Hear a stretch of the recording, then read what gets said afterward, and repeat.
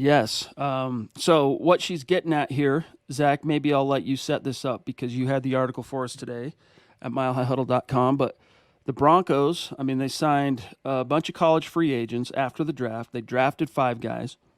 And then they invited a former CSU quarterback who played mostly, got his playing time at San Diego.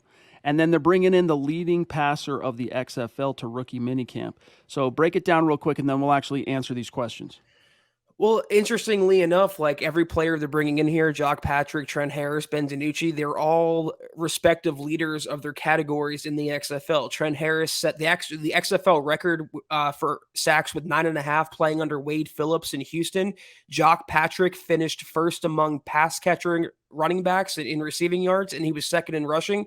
And Ben DiNucci led the league in almost everything, in attempts, completions, passing yards, and passing touchdowns. He also led the league in interceptions with 13, but there's some there. And specifically with Ben DiNucci, Gucci DiNucci, he would immediately raise the floor of the Broncos quarterback room. I would take him in a heartbeat over Jarrett Guarantano, even if you stash him on the practice squad. The way when you watch him play, like the way he plays, a lot like Chad Kelly. If you like Chad Kelly, you'd love Ben DiNucci. He can sling the ball. He's a dual threat. He can run. I believe he also led the XFL in rushing yards, or finished second. I think he was second in rushing yards among quarterbacks. That's a player I definitely want.